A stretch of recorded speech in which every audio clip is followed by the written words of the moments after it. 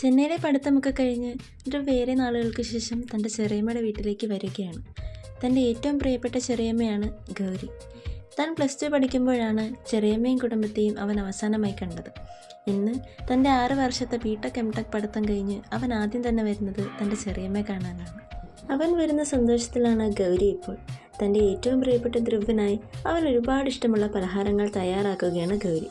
Railway സ്റ്റേഷനിൽ നിന്നും അവനെ വിളിച്ചുകൊണ്ട് വരാൻ തൻ്റെ ഭർത്താവായ മാധവ് പോയിട്ടുണ്ട്. സ്റ്റേഷനിലിറങ്ങിയ ധ്രുവ് തൻ്റെ ചെറിയച്ഛനായി തിരയുകയാണ്. ധ്രുവിനെ കണ്ടതും മാധവ് അവനെ ഓടിച്ചെന്ന് കെട്ടിപ്പിടിച്ചു. ശേഷം അവനെയും കൂട്ടി വീട്ടിലേക്ക് മടങ്ങി. ഗൗരി തൻ്റെ ധ്രുവിനെ സ്വീകരിക്കാൻ സന്തോഷത്തോടെ ഓടി വന്ന് വാതിൽ തുറന്നു. താരയാണ്.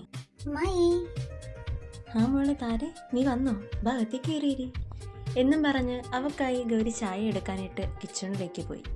താര നേരെ ചെന്നത് ചിന്നുവിൻ്റെയും മിന്നുവിൻ്റെയും അടുത്തേക്കായിരുന്നു. ഗൗരിയുടെ ഇരട്ട കുട്ടികളാണ് ചിന്നുവും മിന്നുവും.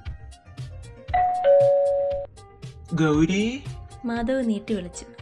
താര തിരിഞ്ഞു നോക്കി. നിന്റെ ഓമനപത്രം വന്നിരിക്കുന്നു. ഇതും പറഞ്ഞുകൊണ്ട് മാധവ് ധ്രുവിനെയും കൊണ്ട് അകത്തേക്ക് കയറി വന്നു.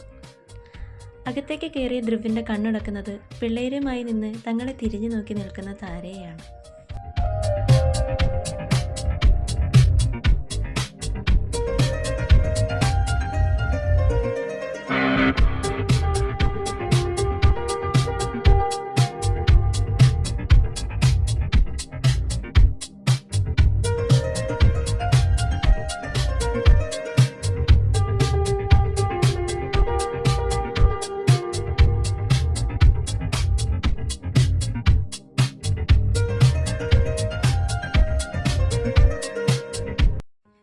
രണ്ടുപേരും കൂടി ധ്രുവിൻ്റെ അടുക്കലോട്ട് ഓടിച്ചെന്നു. ധ്രുവ് അവർക്കായി കരുതിയിരുന്ന ചോക്ലേറ്റ് എടുത്ത് പിള്ളേരുടെ കൊടുത്തു. പിള്ളേർക്ക് സന്തോഷമായി. അടുക്കളയിൽ നിന്നും ചായയുമായി ഓടി വന്ന ശേഷം ചായ താരയുടെ കയ്യിൽ കൊടുത്തിട്ട് ഗൗരി തൻ്റെ ധ്രുവിൻ്റെ അടുക്കലേക്ക് ചെന്നു. ചെറിയമ്മേ, അവൻ തൻ്റെ ചെറിയമ്മയെ കെട്ടിപ്പിടിച്ചു. എത്ര നാളായടാ മോനെ നിന്നെ കണ്ടിട്ട്, വാ കയറി വാ. അവൻ അകത്തേക്ക് കയറി വന്നു. ആ മോളെ താരെ, ഇതാ ധ്രുവ്, ഞാൻ പറയാറില്ലേ നേരത്തെ ചേച്ചിയുടെ മോൻ, അവനാ ഇവൻ. ഗൗരി താരെ നോക്കിയെന്ന് കണ്ണ് ചിമ്മിച്ച് കാണിച്ചു. എനിക്ക് മനസ്സിലായി, അവളൊരു പുഞ്ചിരിയോടെ പറഞ്ഞു. താര അവനെ നോക്കി പുഞ്ചിരിച്ചു. ധ്രുവും അവളെ നോക്കി ചിരിച്ചു കാണിച്ചു. ഇതാണല്ലേ ചെറിയമ്മ പറയാറുണ്ടായിരുന്ന താരമോള്? ധ്രുവ് ഗൗരിയോടായി ചോദിച്ചു. ആ അതെ മോനെ, ഇത് തന്നെയാണ്. ഗൗരി ഒരു ചെറു പുഞ്ചിരിയോടെ മറുപടി നൽകി.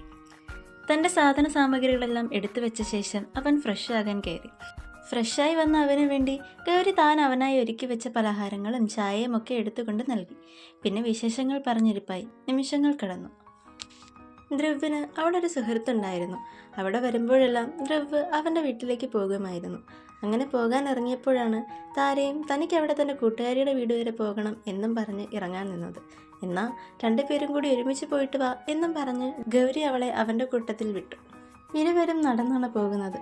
അങ്ങോട്ടേക്ക് പോകുന്ന വഴി അവർ ഇരുവരും ഒന്നും മിണ്ടിയില്ല. ഒരു സ്റ്റാർട്ടിംഗ് ട്രബിൾ എന്ന പോലെ ഇരുവരും മിണ്ടാതിരുന്നു. കുറച്ചു നേരം നടന്നു കഴിഞ്ഞപ്പോൾ ഒരു കൗതുകത്തിനെന്ന പോലെ അവൾ അവനോടായി ചോദിച്ചു. അതെ, അമ്മ എന്നെ പറ്റി എന്താ പറയാറില്ലേ? അവൻ അവളെ നോക്കി. അതോ, നിന്റെ കാര്യങ്ങളൊക്കെ ഈ മാധവ് ചെറിയച്ഛന്റെ പെങ്ങളുടെ മോളാണെന്നും നീ അവരോടൊപ്പമാണ് നിൽക്കുന്നതെന്നും ഒക്കെ. അവൾ അവനെ നോക്കി പുഞ്ചിരിച്ചു. അവനും തിരിച്ച് ചിരിച്ചു കാണിച്ചു. ചേട്ടന് ഗൗരിയമ്മയെ അത്രയ്ക്ക് ഇഷ്ടമാണോ? അതേലോ, എന്താ ചോദിച്ചേ? അല്ല, എപ്പോഴും വീഡിയോ കോളൊക്കെ ചെയ്യാറുണ്ടല്ലോ, അതുകൊണ്ട് ചോദിച്ചാ. പിന്നെയും നിശബ്ദത. അവർ കുറച്ചു നേരം നടന്നു. താരയ്ക്കാണെ എന്തെങ്കിലുമൊക്കെ മിണ്ടി നടക്കണം, അല്ലെങ്കിൽ പാവം കുട്ടി പോസ്റ്റായി പോകും. അവൾ പിന്നെയും ചോദിച്ചു. അല്ല, അമ്മ എന്നെ പറ്റി വേറൊന്നും പറഞ്ഞിട്ടില്ലേ? പറഞ്ഞിട്ടുണ്ട്, താൻ ഇവിടെ പഠിക്കാൻ വന്നെയാണെന്ന്. അതെ, ഇവിടെ അഡ്മിഷൻ കിട്ടിയപ്പോ ഞാൻ പറഞ്ഞു ഞാൻ അമ്മയുടെ വീട്ടിൽ നിന്നോളാന്ന്. അമ്മായി ആകുമ്പോ നല്ല വൈബാണ്, നമ്മളെ പോലെ തന്നെയാ അമ്മായും. അതെ, അതുകൊണ്ട് തന്നെയാ എനിക്കും ചെറിയമ്മ ഒത്തിരി ഇഷ്ടം. താരയുടെ കൂട്ടുകാരിയുടെ വീടെത്തി. ഇതാ വീട്, ഞാനെന്നാ അങ്ങോട്ട് പോകുന്നു. ശരി. ശേഷം അവൻ അബിയുടെ വീട്ടിലേക്കായി പോയി. ദേ മാമി, ഞാൻ പറഞ്ഞിട്ടില്ലേ ദ്രവ്യേട്ടൻ ചേട്ടൻ വന്നിട്ടുണ്ടടി. കോളടിച്ചല്ലോ മോളെ. എന്നിട്ട് എന്തിയാണ് നീ മിണ്ടിയോ? ആടി ചെറുതായിട്ട്. എൻ്റെ കൂടെ ഇവിടം വരെ ഉണ്ടായിരുന്നു. ഇപ്പൊ അങ്ങോട്ട് തീ ചേട്ടന്റെ കൂട്ടുകാരന്റെ വീട്ടുണ്ടെന്ന് പറഞ്ഞുകൊണ്ട് അങ്ങോട്ട് പോയിട്ടുണ്ട്. അളിയ, എത്ര നാളായോ നിന്നെ കണ്ടിട്ട്? നീ എപ്പോ വന്നു? ധ്രുവനെ കെട്ടിപ്പിടിച്ചുകൊണ്ട് അഭി ചോദിച്ചു. ഞാൻ വന്നിട്ട് കുറച്ചു നേരം ആയുള്ളടാ. ഒരു 4:30 ആയി കാണും.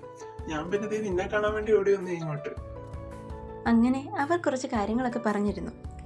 തിരികെ വരുമ്പോൾ ധ്രുവ് അഭിയുടെ കൂടെ വണ്ടിക്കായിരുന്നു വന്നത്. അവർ തിരികെ വരുമ്പം താരയും വാമിയും വാമിയുടെ വീടിന്റെ മുറ്റത്ത് നിൽപ്പുണ്ടായിരുന്നു. അവരെ കണ്ടതും ധ്രുവ് വിളിച്ചു. താരാ, ഇരുവരും തിരിഞ്ഞു നോക്കി. എടി, ഇതാ ഞാൻ പറഞ്ഞ ദ്രവ്യേട്ടൻ. എന്നാ ഞാൻ അങ്ങോട്ട് പോകുക. ശരി ശരി, ചെല്ലിയില്ലേ. താരയ്ക്ക് ബൈക്കിൽ പോകുന്നത് വളരെയധികം പേടിയുള്ള കാര്യമാണ്. അതുകൊണ്ട് തന്നെ അവൾ അവനെ അള്ളിപ്പിടിച്ചിരുന്നു. അവൾ തന്നെ അള്ളിപ്പിടിച്ചിരിക്കുന്നത് കണ്ട് ധ്രുവിന് ചിരി വന്നു. ഇരുവരെയും വീട്ടിലിറക്കി അഭി തിരിച്ചു മടങ്ങി. തനിക്ക് ഇത്രയ്ക്കും പേടിയാണോ വണ്ടി ഇരിക്കുന്നത്?